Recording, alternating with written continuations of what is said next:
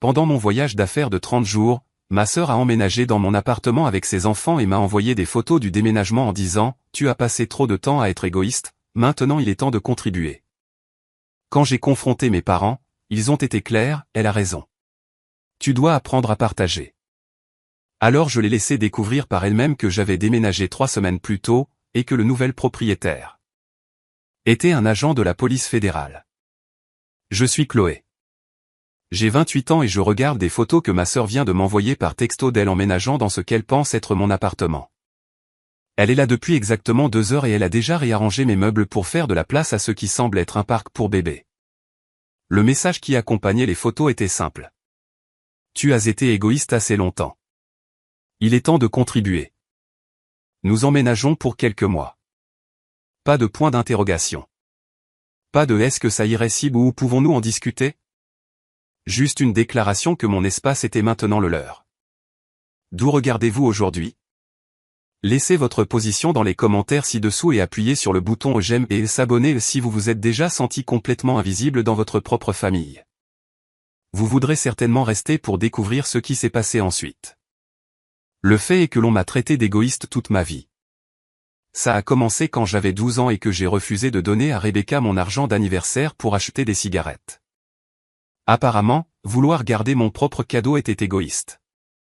Quand j'avais 16 ans et que je ne la laissais pas emprunter ma voiture pour aller à des fêtes, c'était égoïste aussi. Quand j'ai obtenu mon diplôme universitaire et que j'ai eu mon propre appartement au lieu de retourner vivre chez mes parents pour aider avec les factures, eh bien, vous pouvez deviner comment cela a été appelé. Mais voici ce que ma famille n'a jamais compris. Je n'étais pas égoïste. J'étais intelligente. Parce qu'à chaque fois que je disais oui à Rebecca, à chaque fois que je me pliais en 4 pour l'aider, elle en voulait plus. Ce n'était jamais assez. Donnez-lui $50, elle aurait besoin de 100 la semaine prochaine. Laissez-la rester juste une nuit et elle serait toujours sur mon canapé 6 semaines plus tard, mangeant ma nourriture et utilisant mon mot de passe Netflix. Le schéma était toujours le même. Rebecca créerait une crise, réelle ou fabriquée, et la famille se rallierait à elle parce qu'elle était l'aînée, celle qui avait des enfants, celle qui n'arrivait pas à s'en sortir. Pendant ce temps, j'étais la personne fiable, celle qui avait toujours sa vie en ordre, celle qui pouvait se permettre de sacrifier un peu plus. Sauf que j'avais 28 ans et j'en avais marre d'être le plan de secours de ma sœur. Je suis actuellement en voyage d'affaires à Seattle, à 3 fuseaux horaires de ce désastre particulier.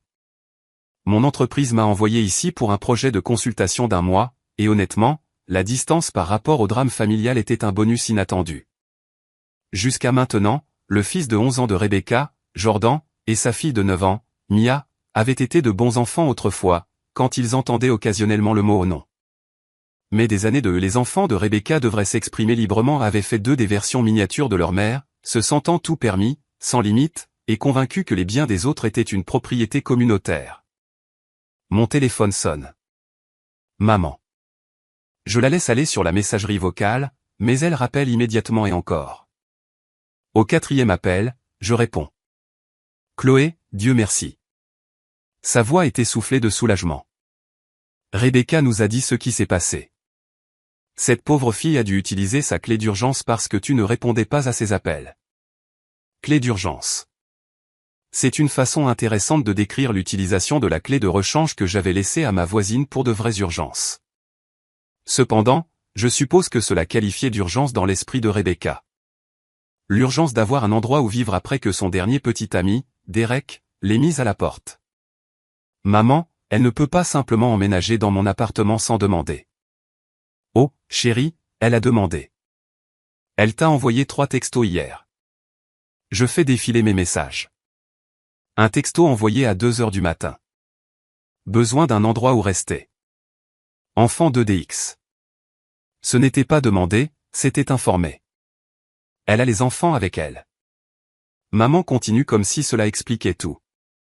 Tu sais à quel point ça a été difficile pour elle depuis le divorce. Et maintenant, avec Derek étant une telle déception.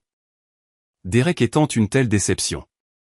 C'était la façon de maman de dire que le dernier petit ami cohabitant de Rebecca en avait finalement eu marre de subvenir aux besoins des enfants de quelqu'un d'autre et de payer les erreurs de quelqu'un d'autre.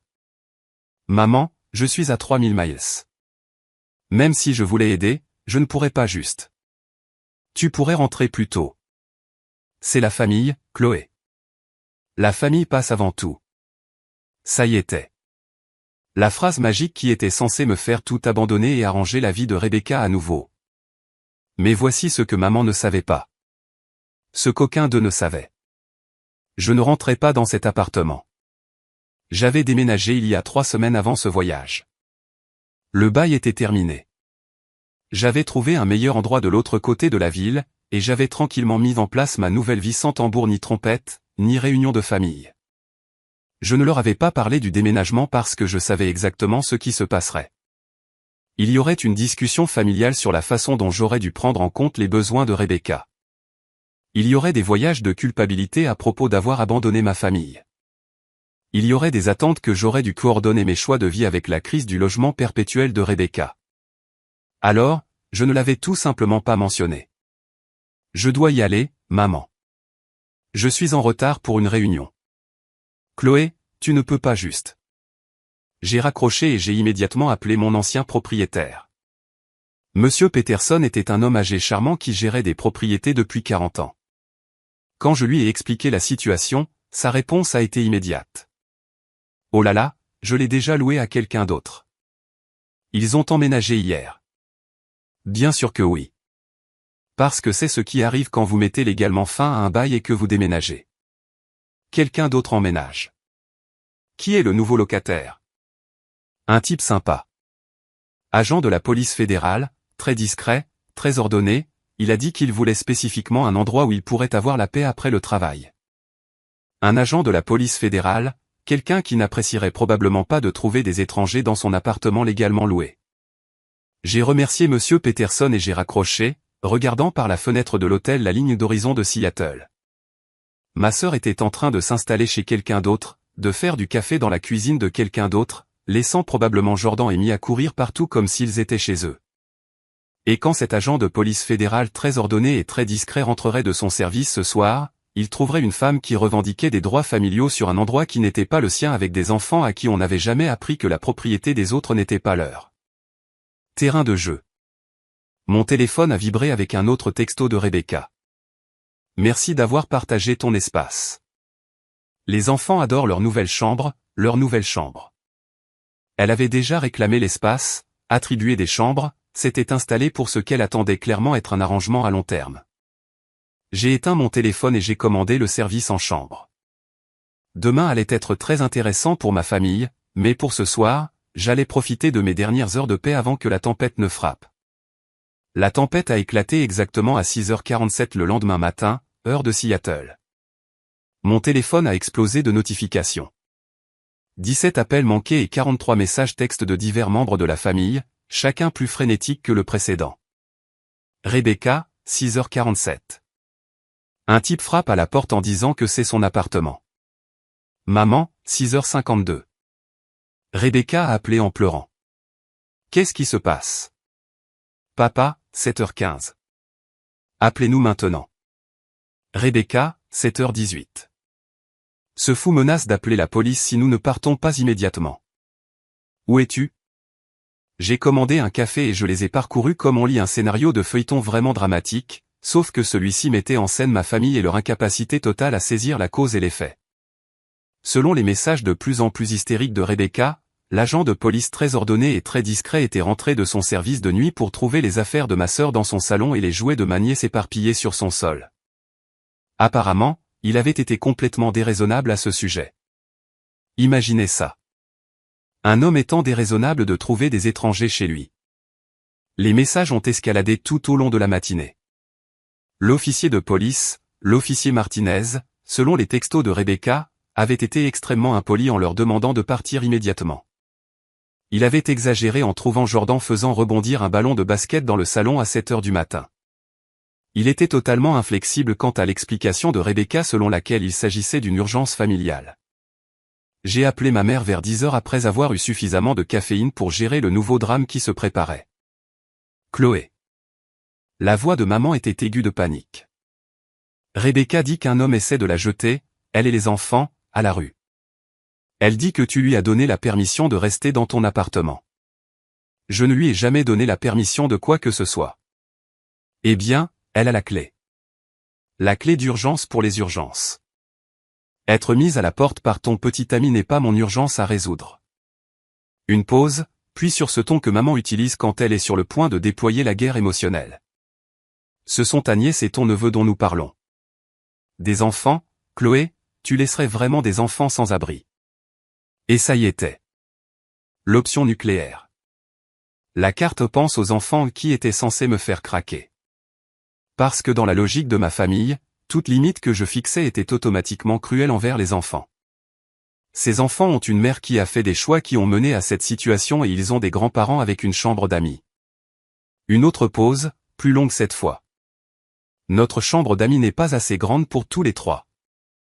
Alors Rebecca peut trouver d'autres arrangements comme le font les adultes. Chloé Elizabeth Morrison, je n'arrive pas à croire à quel point tu es froide à ce sujet après tout ce que cette famille a fait pour toi.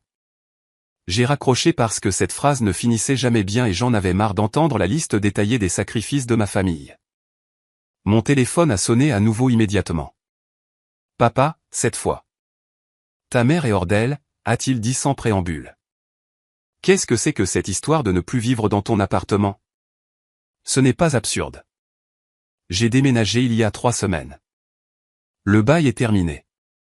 Tu as déménagé sans nous le dire? Le choc sincère dans sa voix m'a presque fait rire parce que quand avais-je déjà pris une décision majeure sans une réunion du comité familial pour discuter de la façon dont cela affecterait Rebecca? J'ai trouvé un meilleur endroit plus près du travail. Eh bien, ça. Il luttait maintenant pour traiter cette information. C'est bien. Mais tu aurais dû dire à Rebecca que tu déménageais. Elle n'y serait pas allée si elle avait su. Papa, elle y est allée parce qu'elle a supposé que je laisserais tout tomber pour résoudre son problème de logement à nouveau. C'est ta sœur. Je sais qui elle est. Un long silence. Puis, que veux-tu que nous fassions ici, Chloé? Cet officier de police est très agressif à ce sujet. Officier de police. Alors il savait ce que le nouveau locataire faisait comme travail. Cela rendait cela encore plus ridicule. Rebecca avait essentiellement fait intrusion chez un flic et était maintenant surprise qu'il ne soit pas arrangeant. Je veux que tu dises à Rebecca de s'excuser auprès de l'homme, de faire ses valises et de partir immédiatement. Et après? Où est-elle censée aller? Ce n'est pas mon problème à résoudre.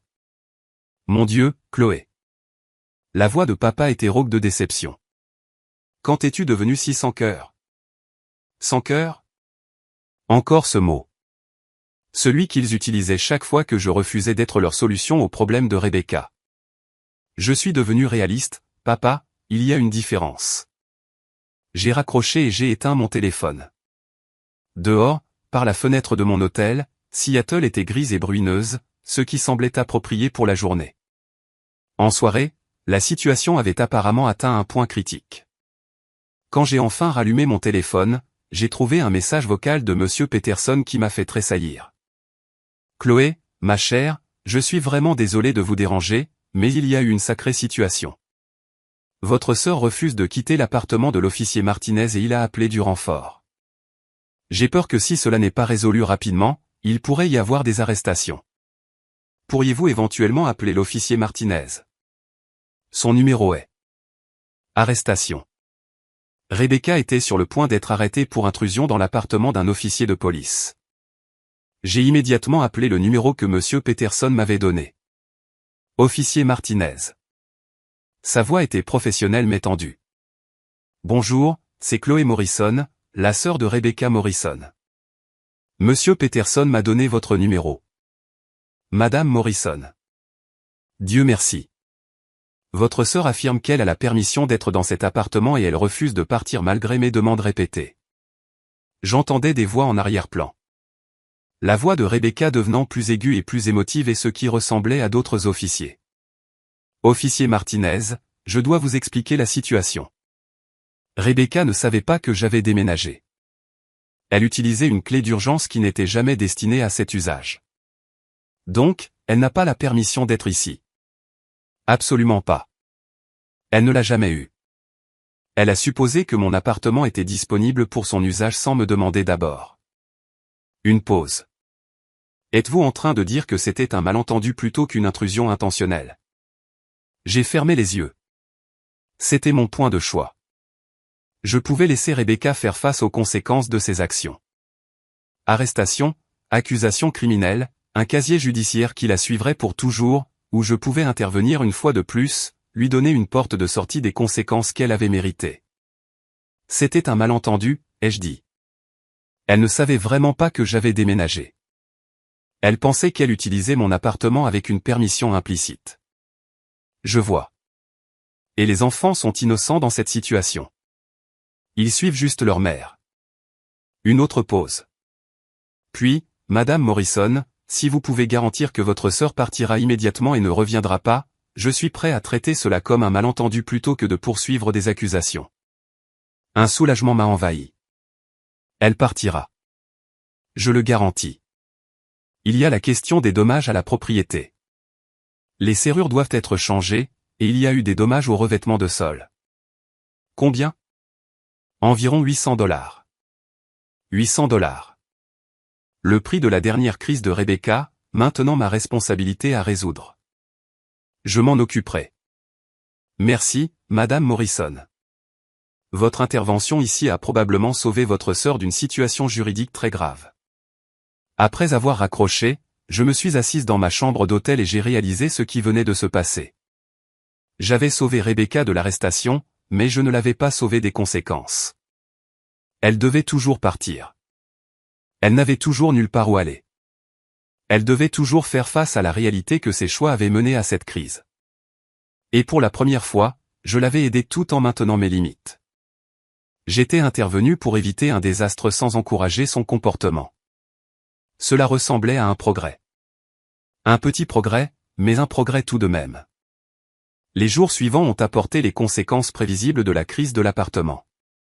Rebecca et les enfants avaient emménagé chez mes parents. La solution qui avait toujours été disponible, mais qui n'avait en quelque sorte pas été envisagée pendant que j'étais sous pression pour sacrifier mon espace. Les appels de ma famille ont dépeint une image que j'avais déjà vue. Rebecca se positionnant comme la victime de circonstances indépendantes de sa volonté. Mes parents se ralliant à elle et tout le monde évitant soigneusement toute discussion sur la façon dont cette situation aurait pu être évitée. Elle a traversé une expérience si traumatisante, a expliqué maman lors d'un de ses appels de suivi. Cet officier de police était si intimidant et les enfants étaient terrifiés. Expérience traumatisante. L'intrusion de Rebecca avait été recadrée comme quelque chose qui lui était arrivé plutôt que quelque chose qu'elle avait choisi de faire. Comment Jordan et Mia s'adaptent-ils chez grand-maman et grand-papa? Eh bien, ils sont excités d'être ici, bien sûr, mais ça a été un ajustement. Notre maison n'est pas vraiment faite pour les enfants. Leur maison n'était pas faite pour les enfants parce qu'ils avaient élevé leurs enfants il y a 30 ans et avaient passé les 2 dernières décennies à créer un environnement de retraite paisible. Maintenant, ils devaient faire face à la réalité d'enfants actifs dans un espace conçu pour des adultes calmes. Et Rebecca, comment gère-t-elle la transition? Une pause. Elle est en train de tout digérer. Elle se sent très mal à propos du malentendu avec ton appartement. Malentendu. Même maintenant, le choix délibéré de Rebecca d'emménager dans mon espace sans permission était présenté comme une erreur innocente. A-t-elle commencé à chercher son propre logement? Elle explore des options, mais tu sais à quel point le marché du logement est difficile en ce moment. Et avec les besoins des enfants à prendre en compte, les besoins des enfants. L'excuse universelle de Rebecca pour laquelle les responsabilités normales d'adultes ne s'appliquaient pas à sa situation. 3 semaines après leur arrivée chez mes parents, papa a appelé avec un ton que je n'avais jamais entendu auparavant. Chloé, nous devons parler. Qu'est-ce qui ne va pas? Rien ne va pas. Exactement. C'est juste que cet arrangement de vie est plus difficile que nous l'avions anticipé. Difficile. La façon diplomatique de papa de dire que Rebecca les rendait fous. Quel type de défi? Un long silence. Jordan a cassé ma vitrine à trophées hier en jouant au basket dans le salon. La vitrine à trophées. La fierté et la joie de papa, remplie de récompenses de son entreprise de construction et de ses tournois de golf amateurs. La vitrine en verre qu'il passait des heures à organiser et à nettoyer chaque week-end depuis aussi longtemps que je me souvienne. Comment cela est-il arrivé?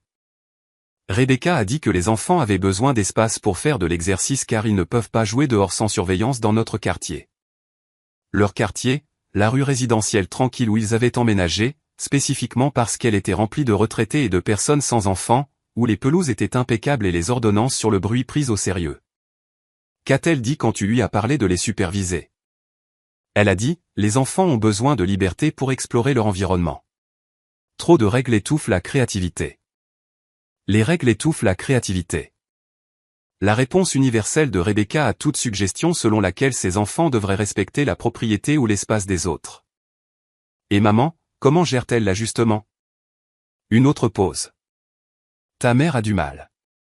Mia a décidé de se couper les cheveux hier avec les ciseaux de couture de maman. Dans le salon, j'ai grimacé, imaginant la scène. Le tapis blanc impeccable de maman, probablement maintenant décoré de mèches de cheveux de 9 ans. Où était Rebecca pendant ce temps? Au téléphone avec Derek, essayant de le convaincre de la reprendre. Elle a dit qu'elle ne pouvait pas être interrompue pendant une conversation importante. Bien sûr qu'elle l'était, car dans l'esprit de Rebecca, gérer sa crise romantique avait la priorité sur la supervision des tendances destructrices de ses enfants. Avez-vous déjà vécu ce moment où quelqu'un d'autre comprend enfin ce que vous avez géré depuis le début? Laissez un commentaire ci-dessous si vous vous êtes déjà senti justifié lorsque la réalité a rattrapé le déni familial. Papa, combien de temps cet arrangement est-il censé durer? C'est pourquoi j'appelle. Rebecca dit qu'elle a besoin d'au moins 6 mois pour trouver le bon endroit pour les enfants. Quelque part avec de bonnes écoles, une cour, un loyer raisonnable. 6 mois. Les critères de Rebecca pour un logement acceptable, un loyer abordable dans un quartier parfait avec des écoles idéales, étaient complètement déconnectés de la réalité du marché. Quel est son budget? Elle dit qu'elle peut se permettre environ $800 par mois. $800 par mois pour un endroit avec une cour dans un bon quartier scolaire. Rebecca cherchait un logement qui n'existait pas à son prix, ce qui signifiait qu'elle prévoyait de rester chez mes parents indéfiniment tout en maintenant la fiction de la recherche active. Papa, me demandes-tu des conseils ou de l'aide? Je demande. Je demande si tu penses qu'il y a des options que nous n'avons pas envisagées. Des options qu'il n'avait pas envisagées. Papa était trop poli pour me demander directement de reprendre la résolution des problèmes de Rebecca. Mais l'implication était claire. Il y a toujours des options. Rebecca pourrait baisser ses attentes en matière de logement, prendre un deuxième emploi pour se permettre de meilleurs endroits, ou arranger quelque chose avec Derek. Elle choisit de ne pas explorer ces options parce que rester avec vous est plus facile. Mais la stabilité des enfants souffre plus d'un manque de limites cohérentes et d'absence de conséquences que de vivre dans un appartement plus petit ou de changer d'école. Le silence s'est étiré assez longtemps pour que je me demande si papa traitait cette perspective pour la première fois. Chloé, puis-je te demander quelque chose honnêtement? Bien sûr. Savais-tu que ce serait comme ça quand tu as refusé de la laisser rester dans ton appartement? La question m'a prise au dépourvu. Pas une demande d'argent ou d'intervention, juste de la curiosité pour savoir si j'avais anticipé ce scénario exact. Oui, ai-je dit simplement. Oui. Comment? Parce que je gère le chaos de Rebecca depuis 28 ans. Je sais comment elle fonctionne quand elle n'obtient pas son premier choix. Un autre long silence. Nous pensions que tu étais égoïste. Je sais. Nous avions tort, n'est-ce pas? C'était la première fois que l'un de mes parents remettait en question leur gestion de la situation de Rebecca. La première fissure dans leur front uni de loyauté familiale avant tout. Tu as fait le choix que tu pensais juste à l'époque, basé sur les informations que tu avais. Mais tu savais mieux. Je connaissais mieux Rebecca. Et nous n'avons pas écouté. Ce n'était pas vraiment une question, plus une réalisation prononcée à voix haute. Cette nuit-là, je me suis assise dans mon appartement paisible, mon appartement secret que ma famille ne connaissait toujours pas, et j'ai ressenti quelque chose que je n'avais pas attendu. De la sympathie pour mes parents. Ils apprenaient ce que je savais depuis des années, qu'encourager l'irresponsabilité de Rebecca n'aidait personne, y compris Rebecca. Ils découvraient que les bonnes intentions et la loyauté familiale ne pouvaient pas remplacer les limites et les conséquences. Mais ils l'apprenaient à la dure, en vivant au quotidien la réalité de choix qu'ils avaient toujours défendus à distance. Une partie de moi se sentait justifiée. Une partie de moi se sentait triste pour la désillusion qu'ils vivaient. Et une partie de moi se demandait si cette crise pourrait enfin motiver de réels changements dans la dynamique de notre famille. Seul le temps dirait s'ils apprendraient de cette expérience ou s'ils l'endureraient simplement jusqu'à ce qu'ils puissent trouver quelqu'un d'autre pour gérer la situation de Rebecca. 6 semaines après l'arrivée de Rebecca chez mes parents, maman m'a appelé en pleurant. « Chloé, je ne sais plus quoi faire. » Maman ne pleurait jamais au téléphone. Elle était la diplomate de la famille, celle qui gardait son calme pendant les crises et trouvait des côtés positifs dans les situations impossibles. Qu'est-ce qui s'est passé? Je suis rentré des courses hier et j'ai trouvé que Jordan avait fait passer un ballon de basket à travers le lustre de la salle à manger. Le lustre en cristal. Le lustre de la salle à manger. Celui pour lequel maman avait économisé des mois pour l'acheter. Celui qu'elle nettoyait soigneusement chaque printemps et protégeait comme un héritage familial. Où était Rebecca? Dans sa chambre, porte fermée. Elle a dit qu'elle avait mal à la tête et qu'elle avait besoin de calme. Calme? Pendant que son fils détruisait la maison de mes parents. Qu'a-t-elle dit quand tu lui as montré le lustre? Que ce sont des choses de garçon et que nous devrions être reconnaissants qu'ils fassent de l'exercice au lieu de rester devant les écrans toute la journée. Ce sont des choses de garçon. L'excuse universelle de Rebecca pour le comportement destructeur de Jordan. La même phrase qu'elle avait utilisée quand il avait cassé mon ordinateur portable, rayé ma voiture et s'était servi dans mon sac à main. Maman, d'où appelles-tu? De chez Linda. Je reste chez ta tante quelques jours. Maman avait fui chez sa sœur. La même maman qui m'avait fait la leçon pendant des années sur la loyauté familiale et le fait de rester ensemble dans les moments difficiles avait atteint son point de rupture. Comment papa a-t-il réagi quand tu es parti? Il a dit qu'il comprenait, mais que j'abandonnais la famille pendant une période difficile. Abandonner la famille. La même phrase qu'ils avaient utilisée quand j'avais refusé de résoudre la crise du logement de Rebecca. Quel a été le coup de grâce? Un long silence. Hier matin, Mia a peint une fresque sur le mur de ma salle de bain. Quand j'ai demandé à Rebecca, elle a dit que j'étais trop rigide à propos des possessions matérielles et que les enfants avaient besoin d'exprimer leur créativité. Trop rigide à propos des possessions matérielles. La façon de Rebecca de dire que les biens des autres n'avaient pas autant d'importance que l'expression de soi de ses enfants. Maman, que veux-tu de moi?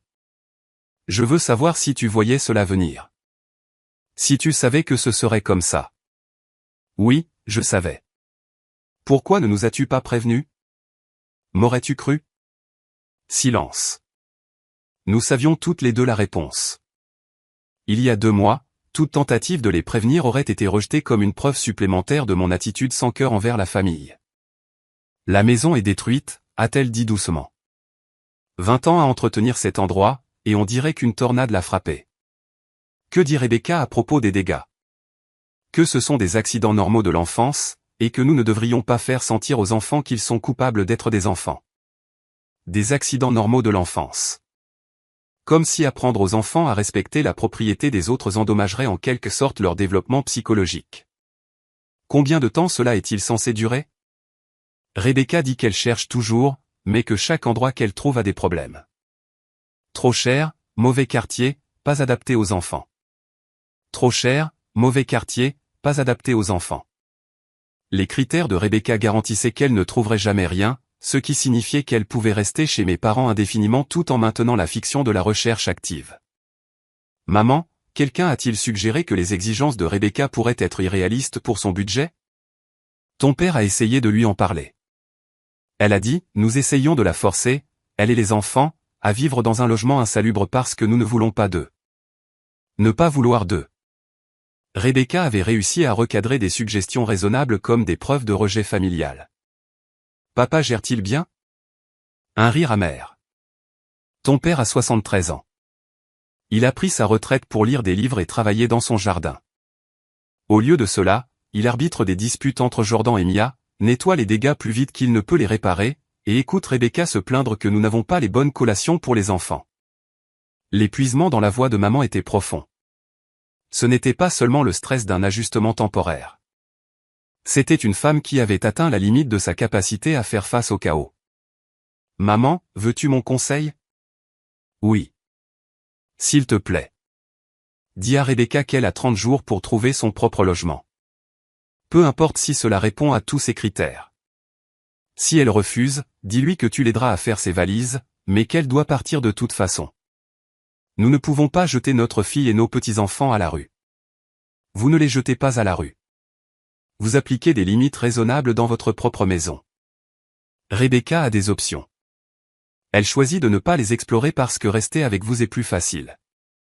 Et si elle n'a vraiment nulle part où aller? Alors elle trouvera une solution comme le font les autres mères célibataires quand elles ont besoin d'un logement. La clé est que trouver une solution devient sa responsabilité, pas la vôtre. Un long silence. Et les enfants? Les enfants bénéficieront plus de voir leur mère assumer la responsabilité de leur fournir un logement stable que d'apprendre que d'autres personnes résoudront toujours leurs problèmes. Chloé, puis-je te demander quelque chose? Bien sûr. Penses-tu que nous avons échoué en tant que parents avec Rebecca? Je veux dire. La question était si vulnérable, si différente de la position défensive habituelle de maman sur la dynamique familiale que j'ai dû considérer ma réponse avec soin. Je pense que vous l'avez aimée et avez essayé de la protéger. Mais je pense que vous l'avez protégée des conséquences qui lui auraient appris des leçons importantes sur la responsabilité. Et maintenant, elle a 31 ans et ne sait pas résoudre ses propres problèmes. Elle sait comment. Elle a juste appris que créer une crise pousse les autres à la résoudre pour elle. Et toi? Avons-nous aussi échoué avec toi? J'ai pensé à toutes les fois où l'on m'avait traité d'égoïste pour avoir voulu des limites, critiqué pour ne pas être plus généreuse, fait sentir coupable d'avoir priorisé mes propres besoins. Tu m'as appris à être autonome. Cela s'est avéré être un cadeau, même si ça ne l'a pas été à l'époque. Après avoir raccroché, j'ai réalisé que quelque chose avait fondamentalement changé dans la dynamique de ma famille. Pour la première fois, mes parents remettaient en question leur approche envers Rebecca plutôt que ma réaction envers Rebecca. Ils vivaient avec les conséquences des choix qu'ils avaient toujours défendus. Et ces conséquences détruisaient leur paix, leur maison et leur mariage. Peut-être que cette crise motiverait enfin de réels changements. Ou peut-être qu'ils l'endureraient simplement jusqu'à ce qu'ils puissent trouver quelqu'un d'autre pour gérer la situation de Rebecca. Dans tous les cas, ce n'était plus mon urgence à résoudre. L'intervention familiale est arrivée exactement 2 semaines plus tard, déguisée en invitation à dîner. Juste quelque chose de décontracté, a dit maman quand elle a appelé de chez tante Linda. Rebecca veut vraiment faire la paix entre vous deux. Rebecca veut vraiment. Le libellé était significatif car cela signifiait que Rebecca avait convaincu mes parents que la réconciliation familiale était sa priorité absolue plutôt que d'éviter la responsabilité du chaos qu'elle avait créé. Quel est l'ordre du jour de ce dîner? Pas d'ordre du jour, chérie. Juste du temps en famille. Une chance pour tout le monde de remettre les compteurs à zéro et de prendre un nouveau départ. Remettre les compteurs à zéro et prendre un nouveau départ. La solution préférée de maman aux problèmes compliqués, faire comme si le passé n'existait pas et avancer avec une amnésie collective des conflits précédents. Où aura lieu ce dîner? Chez nous, bien sûr. Rebecca pensait que ce serait bien de cuisiner pour tout le monde. Rebecca qui cuisine. C'était presque drôle, étant donné que les compétences culinaires de Rebecca se limitaient à réchauffer des plats surgelés et à commander des plats à emporter. Qui d'autre sera là? Juste nous. Toi, moi, ton père, Rebecca et les enfants. Une petite réunion intime où je serais considérablement en infériorité numérique face à des personnes qui avaient passé des mois à être convaincues que mon refus d'encourager le comportement de Rebecca était la cause profonde de tous les problèmes familiaux. Maman, de quoi Rebecca veut-elle exactement faire la paix? Toute la situation avec l'officier Martinez et l'appartement, elle se sent très mal de la façon dont tout est devenu si compliqué. Est devenu si compliqué. Même le langage de maman s'était adapté au récit de Rebecca, transformant des choix délibérés en circonstances malheureuses. Et que veut-elle de moi? Une pause. Elle espérait que tu pourrais envisager d'aider avec les coûts de l'appartement de l'officier Martinez. Comme un geste de bonne foi, ça y était. Le véritable ordre du jour se cachant derrière un dîner de famille et une réconciliation sincère. Rebecca voulait que je paie les conséquences de ses choix. De combien parlons-nous? 800 $ pour les nouvelles serrures et le nettoyage. 800 $. Le prix de l'intrusion de Rebecca, maintenant présenté comme mon opportunité de démontrer ma loyauté familiale. Maman, Rebecca a causé ces dégâts. Pourquoi devrais-je les payer? Parce que tu es la seule qui peut se le permettre en ce moment. Et parce que cela montrerait à Rebecca que tu te soucies plus de la famille que d'avoir raison. Avoir raison. mon insistance sur la responsabilité de base avait été redéfinie comme une fierté têtue que je devais surmonter pour le bien de l'unité familiale. Qu'est-ce que Rebecca a contribué à ces coups? Une pause. Elle a cherché du travail supplémentaire, mais avec l'emploi du temps des enfants, alors rien. Rebecca n'avait rien contribué à résoudre le problème qu'elle avait créé, mais on s'attendait à ce que je couvre la totalité des coûts. Je vais y réfléchir. Chloé, s'il te plaît, viens juste dîner. Laisse Rebecca s'excuser correctement.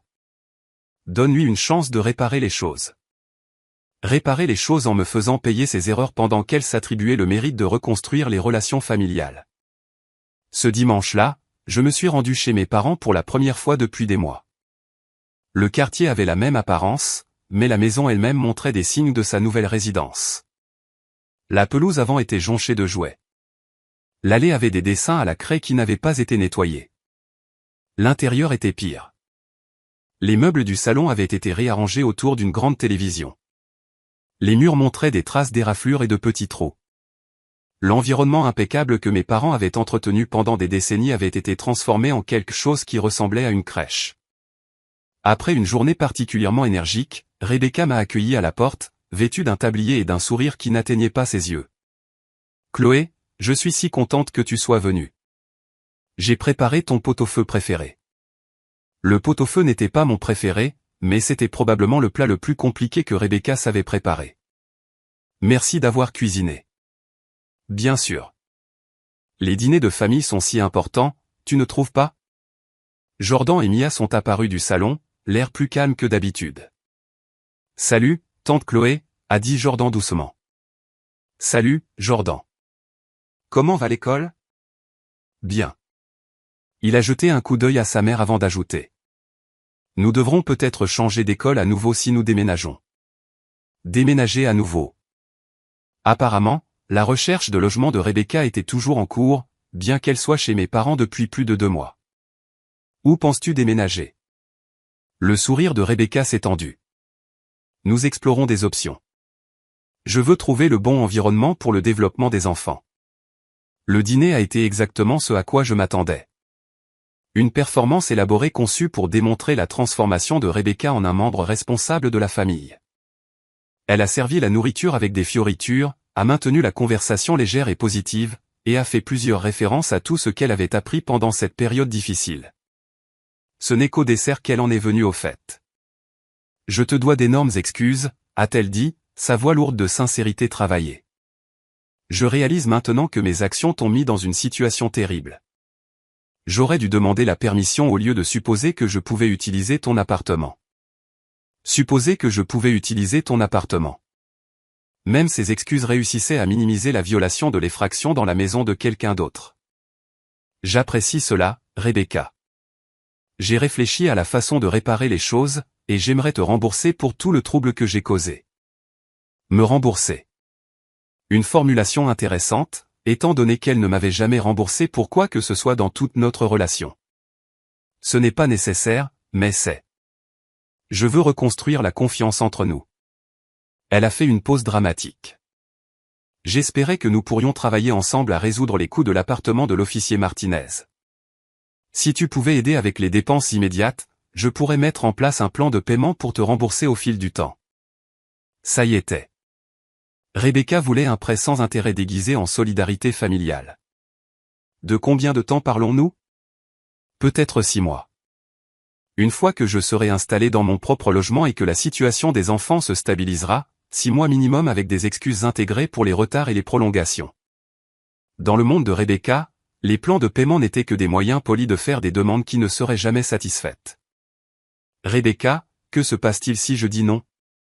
Son calme s'est légèrement fissuré. Eh bien, je devrais trouver une autre solution. Peut-être demander à maman et papa de contracter un prêt hypothécaire sur la maison. Contracter un prêt hypothécaire sur la maison. L'option nucléaire conçue pour me faire sentir coupable de forcer mes parents âgés à prendre un risque financier. J'ai regardé autour de la table ma famille. Maman et papa regardant avec espoir, Jordan et Mia mangeant leur crème glacée, inconscients de la manipulation adulte qui se déroulait autour d'eux, Rebecca attendant ma réponse avec une anxiété à peine dissimulée. C'était mon point de choix.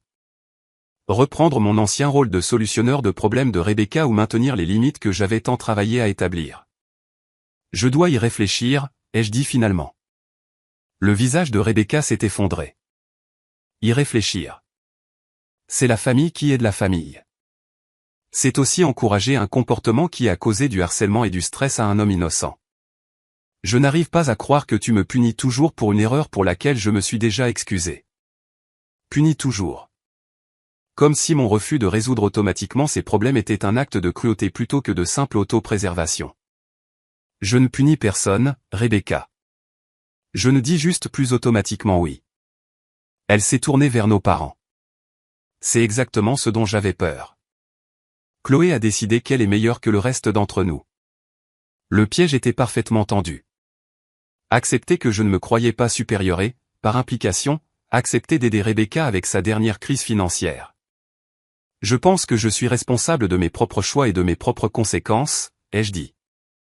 Et je pense que tout le monde devrait être responsable des leurs. Je me suis levé de table. Merci pour le dîner, Rebecca. Le pot-au-feu était délicieux. Alors que je prenais mon sac et mon manteau, la voix de Rebecca m'a suivi jusqu'à la porte.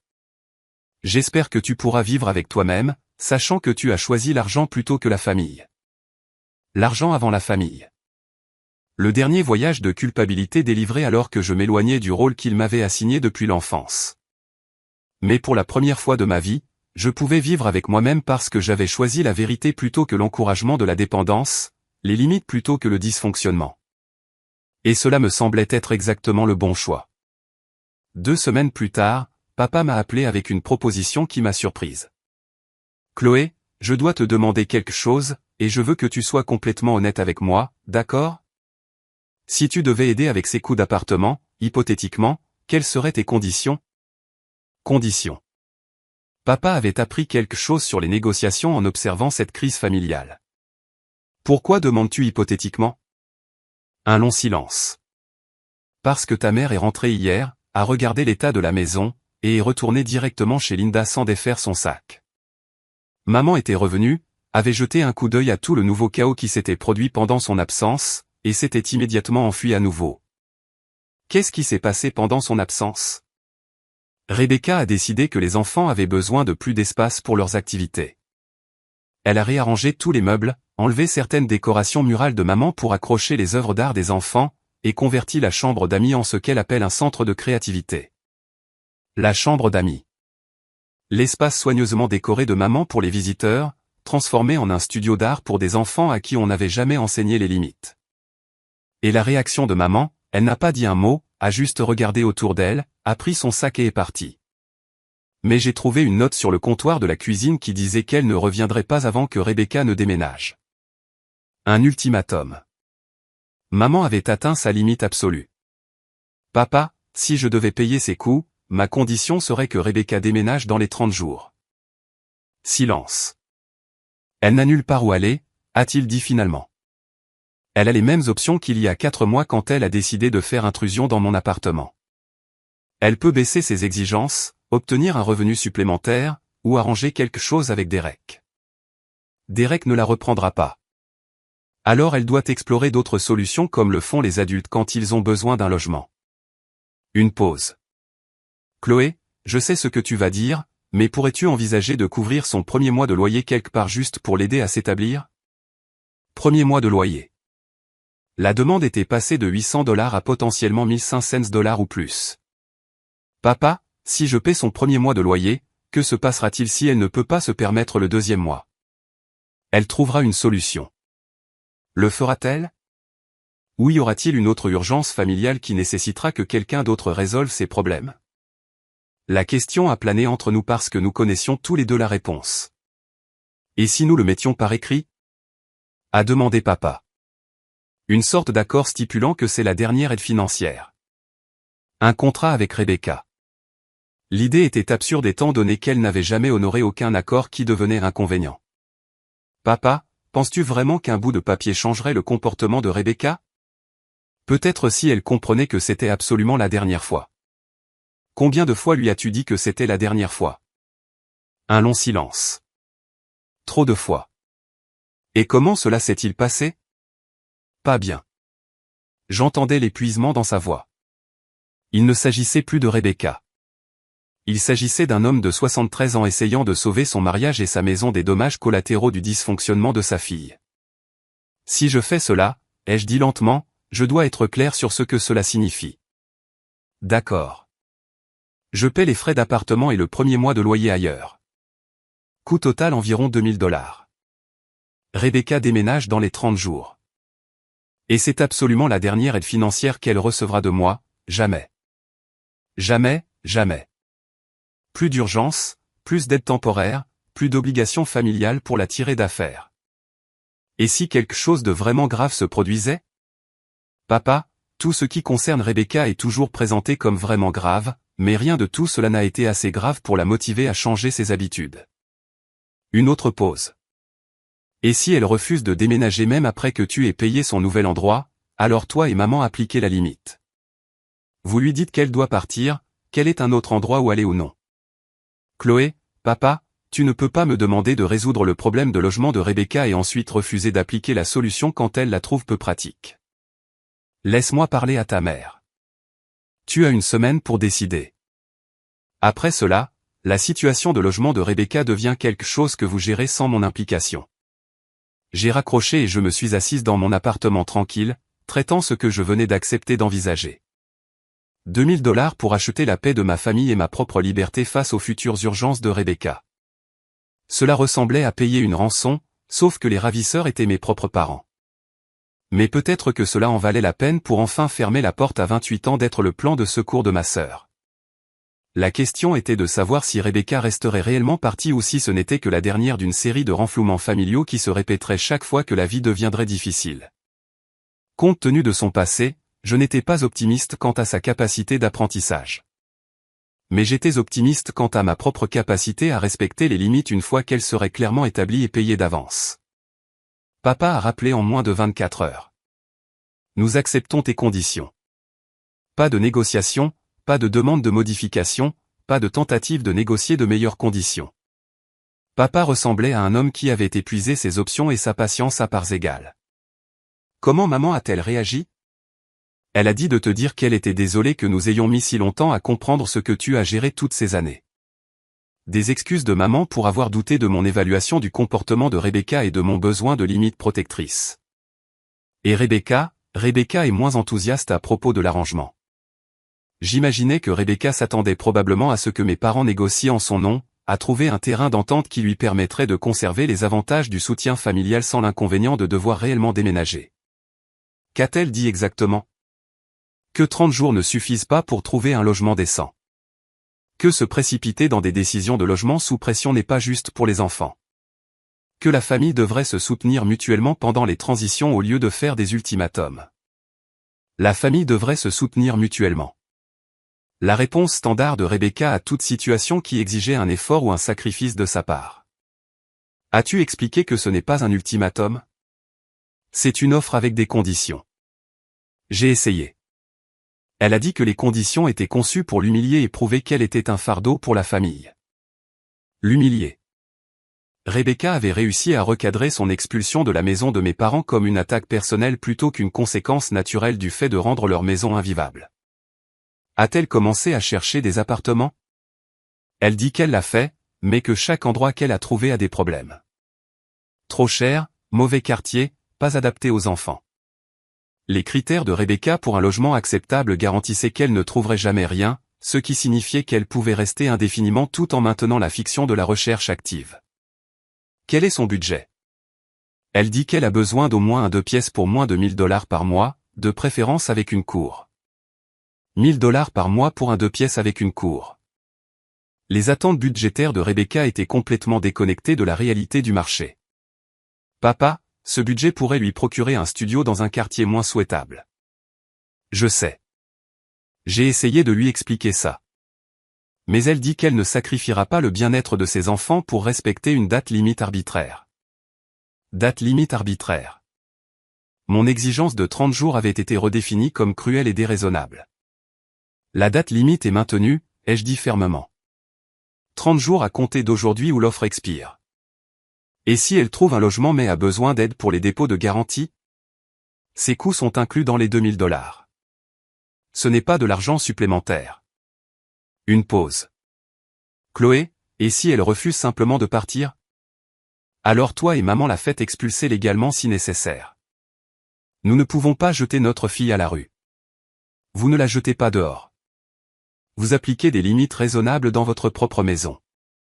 Rebecca a des options. Elle choisit de ne pas les explorer parce que rester avec vous est plus facile. La vérité s'est installée entre nous. Rebecca n'était pas impuissante. Elle était simplement habituée à ce que ses problèmes soient résolus par d'autres personnes. 3 jours plus tard, Rebecca m'a appelé elle-même. Chloé, nous devons parler de quoi?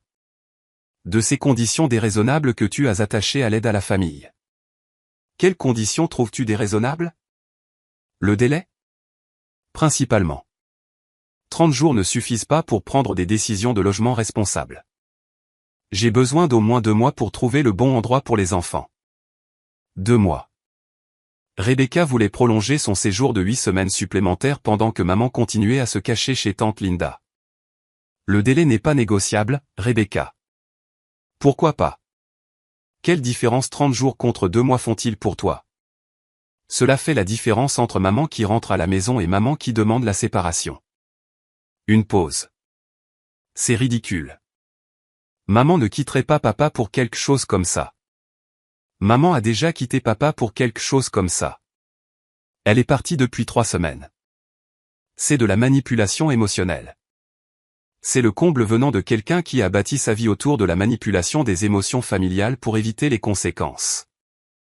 Rebecca, je t'offre 2000 $ et 30 jours pour trouver un logement. C'est plus généreux que ce que quiconque a offert. Il ne s'agit pas d'argent. Alors de quoi s'agit-il? Il s'agit de toi qui utilises la situation pour prouver que tu avais raison sur moi depuis le début. Tu veux que j'échoue. Je veux que tu échoues. La théorie de Rebecca était que mes limites étaient motivées par la vindicte. Rebecca, je veux que tu réussisses. Je veux que tu trouves un logement stable et que tu construises une vie indépendante. Je veux juste le faire sans subventionner tes choix indéfiniment. Facile à dire. Toi. Tu n'as pas d'enfant à prendre en compte. Et ça y était. La défense ultime de Rebecca, affirmant que la parentalité l'exemptait de la responsabilité adulte de base. Beaucoup de mères célibataires trouvent un logement et se débrouillent sans dépendre des renflouements familiaux. Tout le monde n'a pas de famille prête à aider. Je pensais que j'en avais, mais apparemment j'avais tort. Le voyage de culpabilité était parfaitement exécuté. J'étais en train de l'abandonner, elle et ses enfants, de détruire les liens familiaux, d'échouer au test de loyauté de base. Rebecca, l'offre est valable jusqu'à vendredi prochain. Prends-la ou laisse-la. Et si je la laisse, alors tu gères ta situation de logement sans mon implication. J'ai raccroché, me sentant parfaitement calme à l'idée de maintenir fermement les limites que j'avais établies. 27 jours restants. Rebecca a trouvé un appartement jeudi, avec 2 jours d'avance. Un 2 pièces dans un complexe de logements subventionnés de l'autre côté de la ville, pas le paradis de banlieue avec des cours et des écoles parfaites qu'elle avait imaginé, mais un logement réel qu'elle pouvait se permettre avec son revenu. Le déménagement s'est déroulé sans cérémonie ni adieu dramatique. Rebecca a fait ses valises tout en maintenant un commentaire continu sur la façon dont elle était forcée de partir par des attentes irréalistes et un manque de compassion familiale. J'ai transféré l'argent comme promis, 800 $ pour les dommages à l'appartement de l'officier Martinez, 1200 $ pour le premier mois de loyer et le dépôt de garantie de Rebecca. 2000 $ pour acheter la paix de ma famille et ma propre liberté face aux futures urgences de Rebecca. Maman est rentrée à la maison le lendemain du déménagement de Rebecca et a passé le week-end à évaluer les dégâts. Les coûts de réparation étaient élevés. Nouvelle moquette sur tout le rez-de-chaussée, nettoyage professionnel de tous les meubles, réparation des murs et des portes, remplacement du lustre et de la vitrine à trophées. La facture finale a dépassé les 4000 $. J'ai payé ce que j'avais promis. Mes parents ont couvert le reste sans se plaindre, ce qui m'a dit à quel point ils étaient désespérés de retrouver leur maison. Pendant 2 semaines, la maison a été silencieuse. Maman et papa sont revenus à leur routine de retraite de lecture, de jardinage et de dîner paisible ensemble. Les jouets ont disparu de la pelouse. Les marques d'éraflure ont été repeintes. La chambre d'amis a été restaurée à son usage d'origine. Puis Rebecca a appelé. Chloé, je voulais te remercier de m'avoir aidé à m'établir dans le nouvel endroit. Me remercier. C'était inattendu. Rebecca exprimait rarement de la gratitude, surtout quand cela reconnaissait la générosité de quelqu'un d'autre. Comment Jordan et Mia s'adaptent-ils? Très bien. Jordan aime sa nouvelle école et Mia s'est liée d'amitié avec la fille d'à côté. C'est super à entendre. En fait, c'est pourquoi j'appelle. Les enfants ont demandé de tes nouvelles, se demandant quand ils reverront leur tante. Les enfants ont demandé. La façon diplomatique de Rebecca de tester si mon aide financière avait rétabli notre relation à sa dynamique précédente. Ils sont les bienvenus pour m'appeler à tout moment. Je pensais plutôt à une visite. Peut-être pourrais-tu venir dîner ce week-end. Une invitation à dîner. Rebecca sondait déjà les limites de notre nouvel arrangement. Je ne suis pas disponible ce week-end. Et le week-end prochain? Je te le ferai savoir. Une pause. Chloé, j'ai l'impression qu'il y a encore une tension entre nous qui n'a pas lieu d'être. Tension. Le mot de Rebecca pour mon refus de prétendre que notre relation pouvait simplement revenir à la normale. Quel genre de tension? Comme si tu étais toujours en colère à propos de ce qui s'est passé avec la situation de l'appartement. La situation de l'appartement? Même maintenant, Rebecca ne pouvait pas décrire ses actions avec précision. L'intrusion était devenue une situation. Je ne suis pas en colère, Rebecca. Je ne suis juste pas intéressé à reprendre nos anciens schémas. Quel schéma? Le schéma où tes urgences deviennent mes obligations. Où la loyauté familiale est mesurée par ma volonté de sacrifier mes ressources pour ta commodité. Ce n'est pas juste. Je ne t'ai jamais demandé de sacrifier quoi que ce soit. Ne m'a jamais demandé de sacrifier quoi que ce soit. Rebecca avait perfectionné l'art de créer des crises qui exigeaient les ressources des autres tout en maintenant une dénégation plausible. Rebecca, comprends-tu pourquoi j'avais besoin de fixer des limites? Honnêtement, non.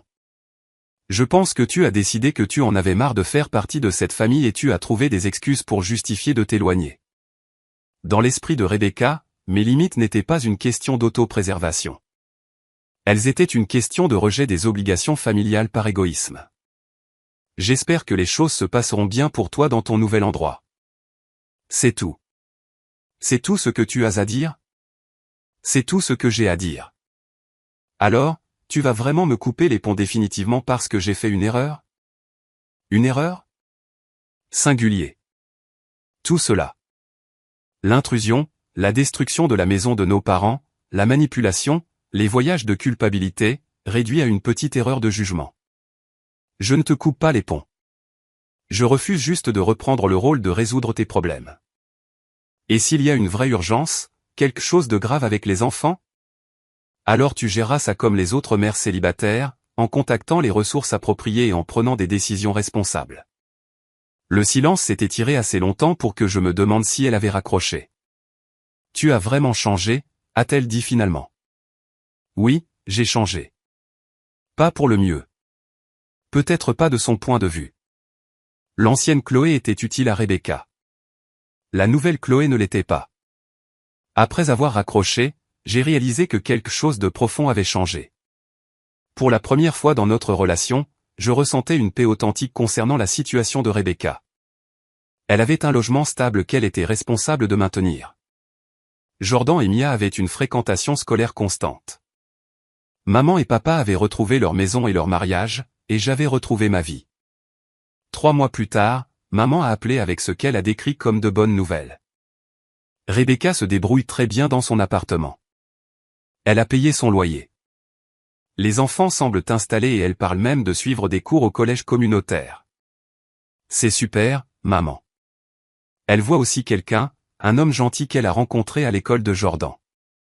Il semble très stable, très responsable, un homme stable et responsable qui ne savait probablement pas encore que Rebecca s'attendait à ce que ses partenaires romantiques subventionnent son mode de vie et résolvent ses problèmes logistiques. J'espère que ça marchera pour elle. Elle m'a demandé de te dire qu'elle était désolée de la façon dont les choses étaient devenues si compliquées entre vous deux. Des excuses livrées par des intermédiaires. La méthode préférée de Rebecca pour exprimer des regrets sans reconnaître de tort spécifique. J'apprécie cela. Penses-tu que tu pourrais envisager de la faire venir pour Noël? Les enfants manquent vraiment leur tante. Dîner de Noël. Maman testait si suffisamment de temps s'était écoulé pour que je reprenne les traditions familiales qui incluaient Rebecca. J'y réfléchirai. Elle a vraiment changé. Chloé, vivre de manière indépendante lui a fait du bien. Peut-être que oui. Peut-être que faire face à de réelles conséquences avait réellement motivé Rebecca à développer des mécanismes d'adaptation et une autonomie. Ou peut-être qu'elle était simplement entre deux crises, profitant d'une stabilité temporaire avant la prochaine urgence qui nécessiterait une intervention familiale. Dans tous les cas, ce n'était plus mon problème à résoudre. Une semaine plus tard, papa a appelé avec une autre nouvelle. Chloé, je voulais te mettre au courant de quelque chose. Qu'est-ce qui se passe? Le nouveau petit ami de Rebecca a rompu avec elle. Elle est assez bouleversée. L'homme stable et responsable avait apparemment découvert quelque chose à propos de Rebecca qui l'avait fait reconsidérer la relation. Je suis désolé d'entendre ça. Elle a appelé ta mère tous les jours en pleurant à quel point il est difficile de sortir avec quelqu'un en tant que mère célibataire. Hier, elle a mentionné qu'elle pourrait ne pas pouvoir payer le loyer le mois prochain sans son aide. Sans son aide. Rebecca s'attendait apparemment à ce que son nouveau petit ami contribue à ses dépenses après seulement 3 mois de relation. Qu'est-ce que maman lui a dit? Qu'elle devait gérer ses propres finances. Mais Chloé, j'ai peur qu'elle te demande de l'aide. Si elle le fait, je dirai non, même si elle présente ça comme une urgence, surtout dans ce cas. Une pause. Je dois demander, tu ne vas vraiment plus jamais l'aider, quoi qu'il arrive? C'était la question à laquelle je m'attendais, le test pour savoir si mes limites étaient réelles ou juste un levier temporaire dans les négociations familiales. Papa, je ne vais pas encourager le schéma de Rebecca de créer des crises et d'attendre que les autres les résolvent. Ce n'est pas l'aider et ce n'est pas aider la famille. Mais si quelque chose de vraiment grave se produit? Alors Rebecca apprendra à gérer les situations vraiment graves comme le font les autres adultes, en faisant des choix difficiles, en acceptant l'aide des ressources appropriées et en gérant les conséquences. Tu as l'air si froide quand tu parles d'elle.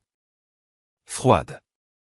Le mot que Rebecca avait probablement utilisé pour décrire mon refus de reprendre le soutien financier. Je ne suis pas froide, papa. Je suis réaliste.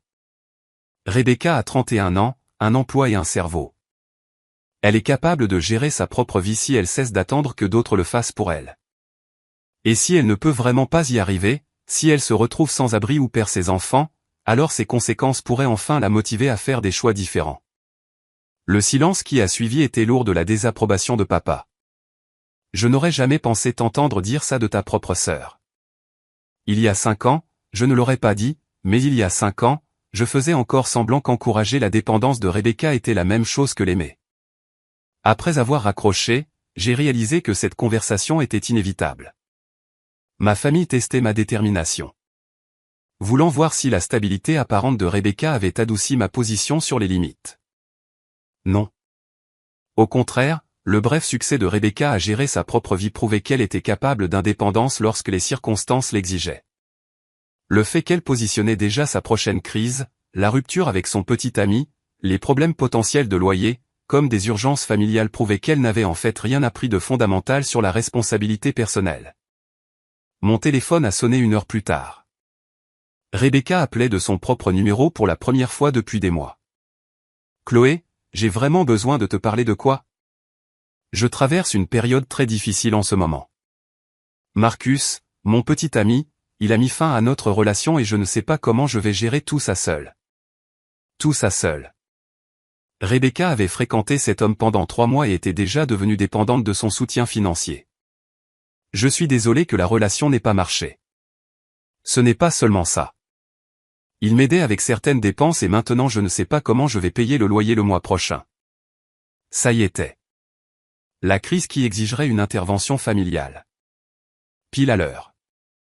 Quelles sont tes options? C'est pourquoi j'appelle. J'espérais que tu pourrais m'aider juste cette fois. Juste jusqu'à ce que je me remette sur pied. Juste cette fois. Juste jusqu'à ce que je me remette sur pied. Les mêmes phrases que Rebecca avait utilisées des dizaines de fois au fil des ans. Rebecca, je ne vais pas t'aider financièrement, même si je pourrais perdre mon appartement. Même dans ce cas. Et Jordan et Mia? Tu les laisserais vraiment sans abri. La carte enfant est déployée avec un timing parfait. Jordan et Mia ne seront pas sans abri. Tu trouveras une solution parce que tu devras le faire. Je n'arrive pas à croire que tu vas m'abandonner quand j'ai le plus besoin de toi. L'abandonner. Le langage de la victimisation conçu pour me faire sentir coupable de maintenir des limites. Je ne t'abandonne pas, Rebecca. Je refuse d'encourager ton schéma d'irresponsabilité financière. Ce n'est pas un schéma. C'est une urgence. C'est la même urgence que tu as eue pendant 15 ans. La seule chose qui change, c'est l'excuse. J'ai raccroché avant qu'elle ne puisse répondre. Mon téléphone a immédiatement recommencé à sonner. Rebecca, puis maman, puis papa. Je les ai tous laissés sur la messagerie vocale. Le matin, j'avais 12 appels manqués et 7 messages vocaux. Toutes des variations sur le thème que j'étais sans cœur envers ma sœur en difficulté. Mais j'avais aussi quelque chose que je n'avais jamais eu auparavant. Une confiance totale dans le fait que mes limites étaient nécessaires et appropriées. Rebecca résoudrait son problème de loyer parce qu'elle le devrait. Elle trouverait des ressources, ferait des choix difficiles ou ferait face à des conséquences qui pourraient enfin motiver de réels changements dans son comportement. Et pour la première fois de ma vie d'adulte, ce processus se déroulerait sans mon implication. Cela ressemblait à la liberté. Les appels de ma famille ont continué pendant 3 jours, chacun plus désespéré que le précédent. Le loyer de Rebecca était dû dans une semaine. Elle avait épuisé ses économies pendant sa relation avec Marcus. Elle avait demandé une aide d'urgence, mais la liste d'attente était de plusieurs mois. Elle faisait face à l'expulsion et à une potentielle situation de sans-abrisme avec 2 enfants. Selon les messages vocaux de plus en plus frénétiques, c'était différent de toutes ces crises précédentes car les enjeux étaient beaucoup plus élevés. La stabilité des enfants était en jeu. Rebecca parlait d'abandonner complètement. La famille se ralliait à elle pendant cette véritable urgence. Jeudi, maman m'a appelé au travail en pleurant. « Chloé, s'il te plaît. Je t'en supplie, juste cette fois. » « Maman, nous avons déjà eu cette conversation. » « Pas à ce sujet. C'est différent. Rebecca pourrait perdre les enfants si elle se retrouve sans abri. Les services sociaux pourraient intervenir. Services sociaux, la menace nucléaire qui était censée me faire abandonner mes limites et secourir Rebecca des conséquences de ses choix. Maman, si Rebecca perd son logement, ce ne sera pas parce que j'ai refusé de payer son loyer. Ce sera parce qu'elle a pris des décisions financières basées sur le revenu de quelqu'un d'autre plutôt que sur le sien. Elle ne savait pas que la relation se terminerait. C'est précisément pourquoi les adultes ne deviennent pas financièrement dépendants de quelqu'un avec qui ils sortent depuis 3 mois. Tu es si froide à ce sujet. Je suis réaliste à ce sujet. Une pause. Et si nous contribuions tous? Moi, ton père, peut-être ta tante Linda. Si tout le monde aidait un peu, alors vous encourageriez l'irresponsabilité de Rebecca en groupe au lieu de le faire individuellement. Chloé, ce sont ta nièce et ton neveu dont nous parlons. Oui, ce sont eux. Et la meilleure chose que je puisse faire pour eux est de refuser de leur apprendre que l'irresponsabilité de leur mère sera toujours sauvée par des grands-parents qui sacrifient leur propre sécurité. Maman pleurait encore plus fort maintenant. Je n'arrive pas à croire que tu sois devenue cette personne. Cette personne. Quelqu'un qui maintenait des limites au lieu de sacrifier constamment mes ressources pour les mauvais choix des autres. Je suis devenu quelqu'un qui comprend la différence entre aider et encourager la dépendance. J'ai raccroché et j'ai immédiatement bloqué les numéros de mes parents pour le reste de la journée. J'avais besoin d'espace pour réfléchir sans manipulation émotionnelle constante. Ce soir-là, j'ai débloqué leur numéro pour trouver 14 appels manqués et un texto de papa qui disait simplement « Appelle-moi ». C'est important. Quand j'ai rappelé, papa avait l'air épuisé. Rebecca a appelé en panique ce soir. Elle dit qu'elle doit quitter l'appartement avant dimanche ou faire face à des procédures d'expulsion. D'accord. D'accord, c'est tout ce que tu as à dire. Papa, que veux-tu que je dise? Rebecca a créé cette crise en prenant de mauvaises décisions financières. Maintenant, elle doit la résoudre. Et si elle ne peut pas la résoudre, alors elle subit les conséquences de ces mauvaises décisions. Peut-être que ces conséquences la motiveront à faire de meilleurs choix à l'avenir. Un long silence. Ta mère veut lui donner l'argent. C'est le choix de maman. Nous n'avons pas $1500 dans notre fonds d'urgence. Alors elle ne peut pas donner $1500 à Rebecca. Elle parle de prendre une deuxième hypothèque sur la maison. Une deuxième hypothèque. Maman était prête à mettre en péril leur sécurité de retraite plutôt que de laisser Rebecca faire face aux conséquences de ses choix. Papa, c'est une idée terrible. Je sais que c'est une idée terrible, mais je ne sais pas comment l'arrêter sans paraître sans cœur envers les petits-enfants. Tu l'arrêtes en lui faisant remarquer qu'hypothéquer votre retraite pour payer le loyer de Rebecca ne résout pas le problème fondamental de Rebecca. Cela ne fait que retarder la prochaine crise tout en créant une nouvelle crise pour toi et maman. Vas-tu lui parler? Elle pourrait t'écouter. Elle ne m'écoutera pas à ce sujet. Dans son esprit, je suis la fille qui a abandonné la famille au moment de leurs plus grands besoins. Que penses-tu que nous devrions faire? C'était la première fois que papa me demandait conseil sur la façon de gérer Rebecca plutôt que de me demander de résoudre les problèmes de Rebecca directement. Je pense que vous devriez dire à Rebecca que vous n'avez pas l'argent pour aider et qu'elle doit explorer d'autres options. Colocataire, déménager dans un endroit moins cher, demander une pension alimentaire à Derrick, trouver un deuxième emploi. Il y a des solutions qui ne nécessitent pas de renflouements familiaux. Et si elle dit qu'elle a déjà exploré ces options, alors elle les explore plus intensément.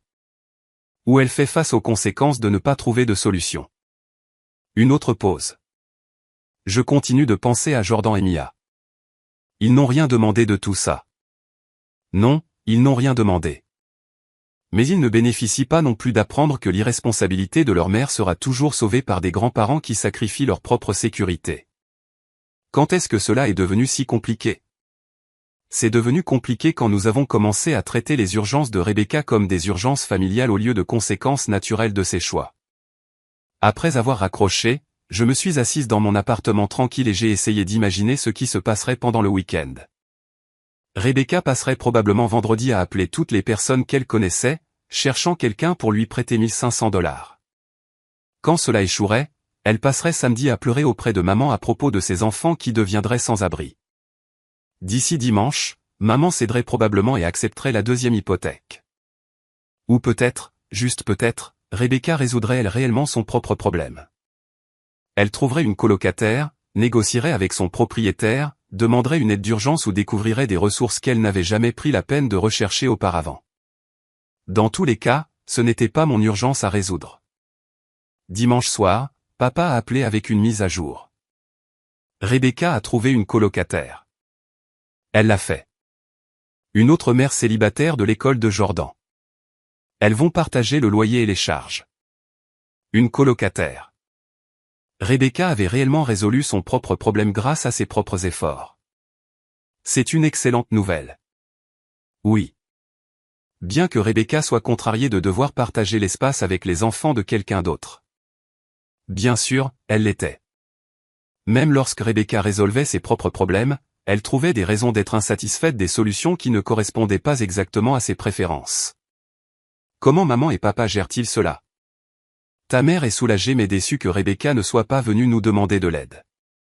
Déçue que Rebecca ne soit pas venue leur demander de l'aide. Maman était en fait contrariée que Rebecca ait trouvé l'indépendance au lieu de nécessiter une intervention familiale. Et toi? Je suis fier d'elle d'avoir trouvé une solution et reconnaissant de ne pas avoir à prendre une deuxième hypothèque. Après avoir raccroché, j'ai réalisé que quelque chose de significatif s'était produit. Rebecca avait fait face à une véritable crise et l'avait résolue sans l'aide de la famille. Elle avait été forcée de devenir débrouillarde et elle avait découvert qu'elle était capable de trouver des solutions lorsque les renflouements n'étaient pas disponibles. C'était exactement ce que j'avais espéré qu'il se produirait lorsque j'ai commencé à maintenir des limites. Il restait à voir si Rebecca se souviendrait de cette leçon lors de sa prochaine crise, mais au moins maintenant, il y avait des preuves qu'elle pouvait résoudre ses propres problèmes quand elle y était obligée. L'arrangement de colocation a duré exactement 6 semaines. Papa m'a appelé un mardi matin, sa voix tendue de frustration. La situation de logement de Rebecca s'est effondrée. Elle et la colocataire ont eu une sorte de conflit, et maintenant elle cherche un nouveau logement, une sorte de conflit. J'imaginais ce que cela signifiait. Rebecca s'attendait probablement à ce que sa colocataire s'adapte à l'emploi du temps de ses enfants, partage les charges de manière inégale ou fournisse des services de babysitting gratuits. Qu'est-ce qui s'est passé? Rebecca dit que la femme était déraisonnable à propos des règles de la maison. Apparemment, elle voulait que Rebecca surveille les enfants plus attentivement et contribue aux tâches ménagères. Surveiller les enfants plus attentivement.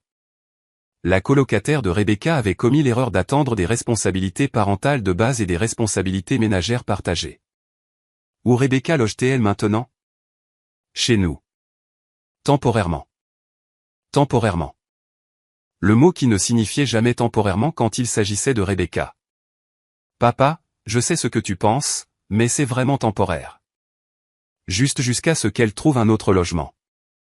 Depuis combien de temps est-elle de retour? 3 jours. Et avant que tu ne poses la question, oui, la maison est à nouveau le chaos. Mais ta mère et moi en avons discuté, et nous pouvons gérer quelques semaines d'inconvénients. Quelques semaines d'inconvénients. Papa se préparait déjà à la réalité à long terme du retour de Rebecca. Quel est son budget logement cette fois? Elle dit qu'elle a appris sa leçon sur la dépendance envers les colocataires. Elle veut son propre logement, quelque chose de stable pour les enfants, son propre logement. Rebecca avait en quelque sorte conclu que le problème de son arrangement précédent était le partage de l'espace plutôt que son incapacité à respecter les limites des autres. Et son budget pour ce propre logement, une pause. Elle cherche des endroits autour de $1200 par mois. 1200 dollars par mois. Le budget de Rebecca avait augmenté de 50% depuis sa dernière recherche de logement malgré aucune augmentation de revenus. Papa, comment compte-t-elle se permettre 1200 dollars par mois? Elle dit qu'elle a fait du travail en freelance à côté. Du travail en freelance. Le revenu supplémentaire mystérieux de Rebecca qui couvrirait en quelque sorte la différence entre son budget précédent de 800 dollars et ses nouvelles attentes de 1200 dollars. Papa, tu sais où cela va, n'est-ce pas? Où quoi va? Rebecca va passer quelques semaines à regarder des appartements qu'elle ne peut pas se permettre. Déclarer que le marché du logement est impossible et s'installer pour un séjour prolongé le temps de régler les choses. Elle a promis que ce serait temporaire. Elle promet beaucoup de choses. Une pause. Chloé, je dois te demander quelque chose. Quoi? Vas-tu un jour pardonner à Rebecca? Vas-tu un jour être prête à avoir une relation avec ta sœur à nouveau? La question m'a prise au dépourvu. Non pas parce que je n'y avais pas pensé, mais parce que j'avais supposé que ma famille comprenait que je ne gardais pas de rancune ou de ressentiment. Papa, je ne suis pas en colère contre Rebecca. Je ne veux juste pas reprendre le rôle de résoudre ses problèmes. Mais tu ne la verras même pas. Tu ne dîneras pas avec la famille. Tu ne viendras pas lui rendre visite quand elle est ici. Parce que chaque réunion de famille devient une opportunité pour elle de créer une nouvelle crise qui nécessite mon implication. Et si elle promettait de ne pas te demander d'aide? Elle a déjà fait cette promesse. Et si nous promettions de nous assurer qu'elle ne te demanderait pas d'aide? J'ai presque ri. Mes parents, qui n'avaient jamais réussi à empêcher Rebecca de manipuler la dynamique familiale, allaient soudainement devenir des garants efficaces des limites. Papa, j'ai une relation avec Rebecca. C'est une relation où je suis poli quand nous interagissons, je soutiens ses véritables succès, et je suis indisponible pour les urgences financières. Ce n'est pas une punition ou du ressentiment. Ce sont juste des limites saines. Ça ne ressemble pas à une relation. Ça ne ressemble pas à l'ancienne relation où les besoins de Rebecca déterminaient les choix de tout le monde. Tu as raison à ce sujet. Une autre pause. Ta mère te manque. Maman est la bienvenue pour avoir une relation avec moi qui ne tourne pas autour de la gestion de la crise de Rebecca. Mais les dîners de famille, les fêtes sont des occasions où Rebecca crée généralement un drame qui nécessite que quelqu'un arrange quelque chose. Je ne suis plus intéressé à être la réparatrice désignée. Alors, tu vas vraiment manquer l'enfance de Jordan et Mia à cause de tes problèmes avec Rebecca? Des problèmes avec Rebecca. Papa avait recadré mes limites comme des conflits personnels que je devais surmonter pour le bien de l'harmonie familiale. Je ne manque rien, papa. Jordan et Mia peuvent m'appeler à tout moment. Ils sont les bienvenus pour passer du temps avec moi sans Rebecca. Ils sont les bienvenus pour avoir une relation avec leur tante qui n'est pas médiatisée par la dernière crise de leur mère. Rebecca n'accepterait jamais cela. Alors Rebecca priorise sa propre commodité plutôt que la relation de ses enfants avec leur famille élargie. La conversation s'est terminée avec nous deux frustrés. Papa voulait que je fasse semblant que la dynamique de notre famille pouvait revenir à la normale. Je voulais qu'il comprenne que la normale avait été dysfonctionnelle. 2 heures plus tard, Rebecca m'a appelé directement. Chloé, nous devons avoir une conversation sur cette situation familiale. Quelle situation? La situation où tu t'es complètement coupé de ta nièce et de ton neveu à cause d'un grief imaginaire contre moi. Grief imaginaire. Rebecca avait réussi à redéfinir des mois de violation de limites, de manipulation financière et de chantage émotionnel comme des conflits qui n'existaient que dans mon esprit. Je ne me suis coupé de personne, Rebecca. Tu refuses de venir aux événements familiaux. Tu ne viens pas me rendre visite quand je suis chez maman et papa. Tu agis comme si j'étais une sorte de personne dangereuse dont les enfants devaient être protégés. J'agis comme si tu étais quelqu'un qui crée des crises qui exigent que d'autres les résolvent parce que c'est exactement ce que tu fais. Ce n'est pas juste. Quelle partie? Tout. Je ne t'ai rien demandé depuis des mois parce que j'ai clairement indiqué que je ne fournirais rien. Ce n'est pas la même chose que de ne pas avoir besoin d'aide. Alors, tu admets que tu me punis.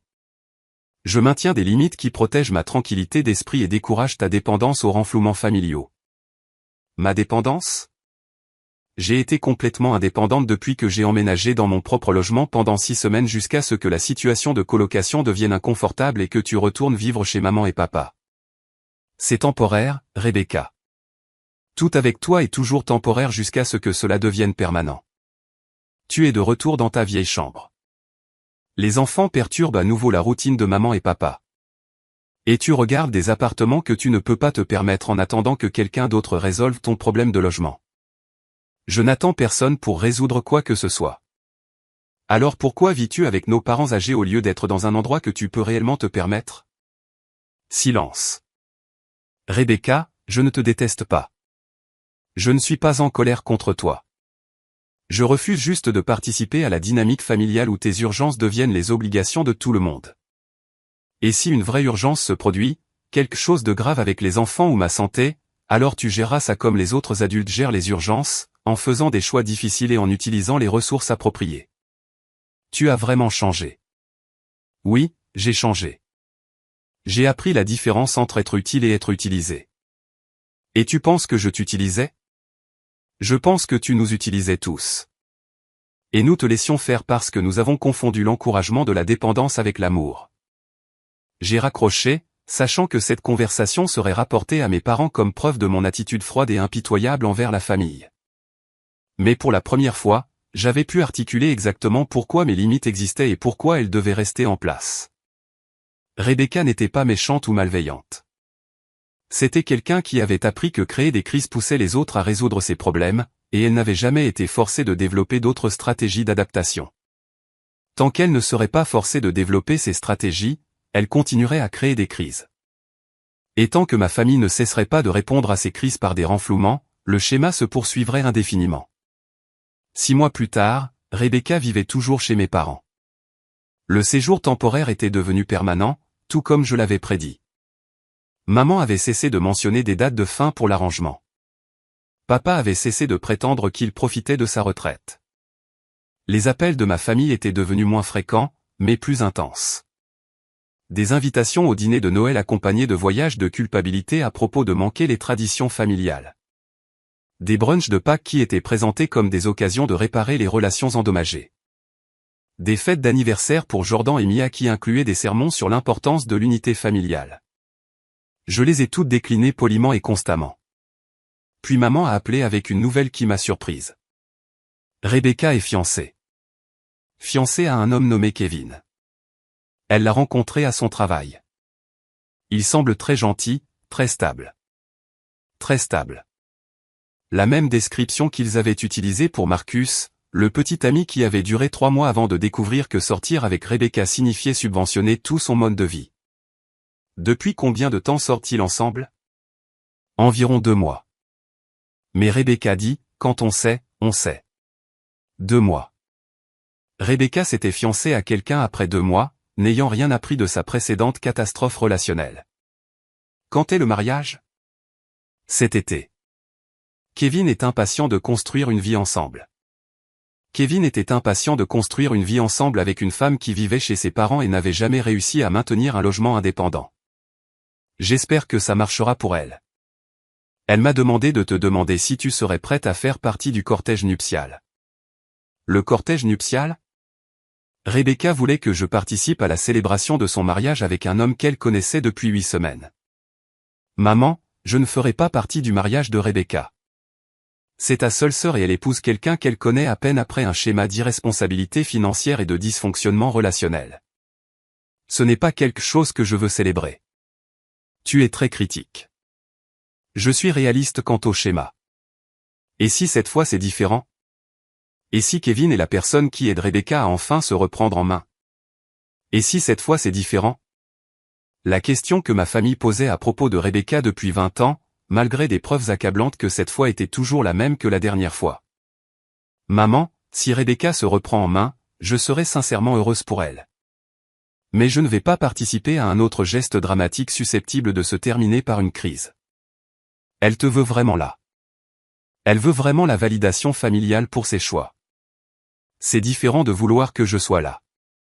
2 semaines plus tard, papa a appelé avec une autre nouvelle. Les fiançailles sont annulées. Qu'est-ce qui s'est passé? Kevin a rompu avec elle. Apparemment, il a réalisé qu'elle s'attendait à ce qu'il résolve sa situation de logement et soutienne financièrement ses enfants. Kevin avait compris ce que Marcus avait compris. Que sortir avec Rebecca signifiait devenir responsable de problèmes qu'il n'avait pas créés. Comment Rebecca gère-t-elle ça? Pas bien. Elle pleure depuis 3 jours en disant qu'elle ne trouvera jamais personne qui comprenne sa situation. Sa situation. L'euphémisme de Rebecca pour le chaos qu'elle crée par de mauvaises décisions et des violations de limites, et la situation du logement. C'est en fait pourquoi j'appelle. Rebecca dit qu'elle ne peut pas se permettre de déménager maintenant que Kevin ne va pas l'aider avec les dépenses. Elle parle de rester avec nous de façon permanente. De façon permanente. Rebecca avait finalement abandonné le prétexte que son arrangement de vie était temporaire. Qu'avez-vous dit, toi et maman? Nous avons dit que nous devions y réfléchir. Papa, vous y réfléchissez depuis 6 mois pendant que Rebecca vivait chez vous sans contribuer aux dépenses ni aider aux responsabilités ménagères. Je sais, mais quelles sont nos options? Nous ne pouvons pas la jeter dehors. Vous pouvez lui dire qu'elle a 60 jours pour trouver d'autres arrangements. Vous pouvez l'aider à rechercher des options de logement abordables et des services sociaux. Vous pouvez lui faire comprendre qu'une résidence permanente n'est pas disponible. Et si elle ne trouve rien, alors elle trouve quelque chose quand même parce qu'elle le devra. Une pause. Je pense que ta mère va faire une autre crise si cela continue beaucoup plus longtemps. Une autre crise. Maman approchait à nouveau de sa limite, tout comme elle l'avait fait lors du premier séjour prolongé de Rebecca. Alors vous avez un choix à faire, papa. Vous pouvez encourager la dépendance de Rebecca et la regarder détruire la santé mentale de maman, ou vous pouvez appliquer des limites et aider Rebecca à développer son indépendance. Ce n'est pas si simple. Oui, ça l'est. Vous ne voulez juste pas accepter que ce soit si simple. 3 jours plus tard, j'ai reçu un appel de Rebecca auquel je m'attendais depuis des mois. Chloé, je dois te parler de quelque chose d'important. Quoi? J'ai beaucoup réfléchi à notre relation, et je réalise que je te dois d'énormes excuses. Des excuses. Rebecca était enfin prête à reconnaître sa responsabilité dans le chaos familial qu'elle avait créé. Pourquoi, spécifiquement? Pour avoir abusé de ta générosité au fil des ans, pour ne pas avoir apprécié tout ce que tu as fait pour moi et les enfants. Pour ne pas avoir respecté tes limites quand tu as essayé de les fixer. C'était la reconnaissance de responsabilité la plus complète que j'ai jamais entendue de la part de Rebecca. J'apprécie cela. Je suis allé en thérapie, essayant de comprendre pourquoi mes relations s'effondrent constamment. Ma thérapeute m'a aidé à voir certains schémas dans mon comportement que je dois changer. Thérapie. Rebecca obtenait réellement une aide professionnelle pour son dysfonctionnement. C'est génial, Rebecca. Je suis fier de toi d'avoir fait ce pas. Une partie de mon rétablissement implique de faire amende honorable aux personnes que j'ai blessées. Je sais que je t'ai blessé et je sais que j'ai endommagé nos relations familiales. Faire amende honorable. Rebecca suivait une sorte de programme en 12 étapes pour ses diverses dépendances. À quoi ressemble le fait de faire amende honorable pour toi? Je veux reconstruire notre relation lentement. Je sais que je dois regagner ta confiance. Je ne demande pas d'argent ou d'aide pour quoi que ce soit. Je veux juste avoir la chance de te montrer que je change. Ne pas demander d'argent ou d'aide pour quoi que ce soit. Rebecca offrait réellement de travailler sur notre relation sans aucun agenda financier. Rebecca, que me demandes-tu spécifiquement? Serais-tu prête à prendre un café avec moi? Juste nous deux, pas d'enfants, pas de pression familiale. Je veux parler de la façon de reconstruire notre relation de manière plus saine. Café. Une petite interaction à faible enjeu qui n'impliquait pas d'obligation familiale ou de demande financière. Je serais prête à le faire. Vraiment, vraiment. Mais je dois te faire comprendre que reconstruire la confiance prendra du temps et que mes limites concernant l'aide financière ne changeront pas. Je comprends. Je ne veux pas ton argent, Chloé. Je veux ma sœur. Après avoir raccroché, je me suis assise dans mon appartement et j'ai réalisé que quelque chose avait fondamentalement changé. Pour la première fois dans notre relation adulte, Rebecca m'avait approché sans un agenda qui impliquait de résoudre ses problèmes. Peut-être que la thérapie l'aidait réellement à développer une meilleure compréhension de ses schémas de comportement. Peut-être que la rupture des fiançailles l'avait forcé à affronter des vérités difficiles sur sa dépendance envers les autres. Ou peut-être que ce n'était qu'une autre stratégie de manipulation conçue pour rétablir l'accès aux ressources familiales par la réconciliation émotionnelle. Dans tous les cas, j'étais prête à le découvrir parce que les limites que j'avais établies n'étaient pas destinées à couper Rebecca pour toujours. Elles étaient destinées à créer un espace pour qu'une relation plus saine puisse se développer. Une relation où ces urgences ne devenaient pas mes obligations. Où la loyauté familiale n'était pas mesurée par ma volonté de sacrifier mes ressources pour sa commodité. Où je pouvais aimer ma sœur sans être utilisé par elle.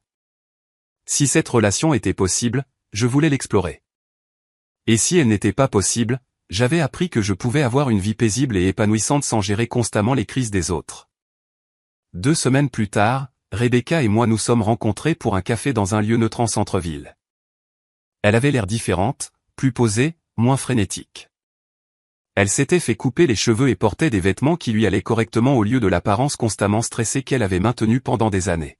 « Tu as bonne mine », ai-je dit honnêtement. « Je me sens différente. » Plus clair, je suppose. Nous avons parlé pendant 1 heure. Rebecca m'a parlé de ses séances de thérapie, de ses prises de conscience sur ses schémas de dépendance, de ses projets de déménager éventuellement de la maison de nos parents. Elle m'a posé des questions sur ma vie, mon travail, mon nouvel appartement qu'elle n'avait jamais vu. Elle n'a pas demandé d'argent. Elle n'a créé aucune crise qui nécessitait mon implication. Elle ne m'a pas fait de reproches à propos des événements familiaux manqués.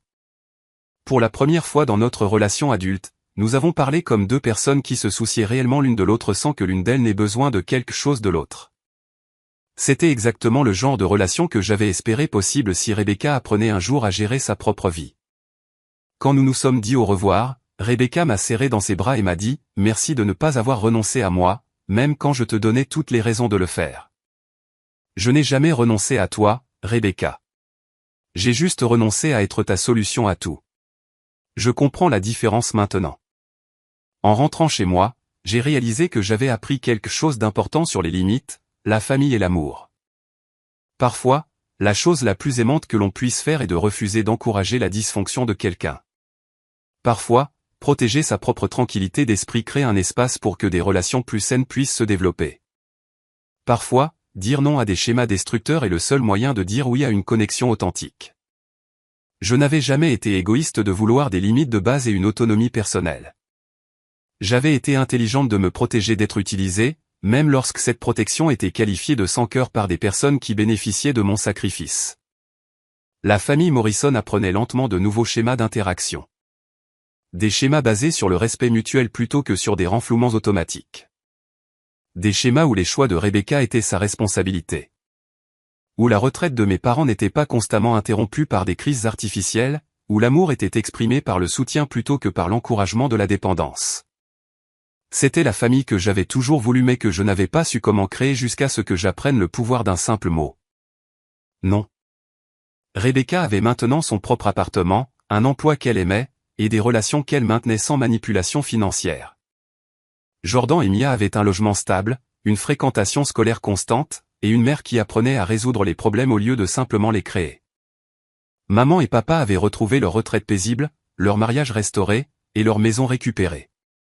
Et j'avais quelque chose que je n'avais jamais eu auparavant, une vie qui m'appartenait entièrement, libérée des urgences des autres, et immunisé contre les voyages de culpabilité à propos de la loyauté familiale. Parfois, l'acte d'amour le plus radical est de refuser d'être utilisé. Si cette histoire a résonné en vous, assurez-vous de liker et de vous abonner pour plus d'histoires sur la fixation de limites et le choix de votre propre tranquillité d'esprit. Parfois, la chose la plus aimante que l'on puisse faire pour sa famille est de refuser d'encourager leurs pires impulsions. Je n'ai jamais été égoïste. J'ai juste décidé d'arrêter d'être.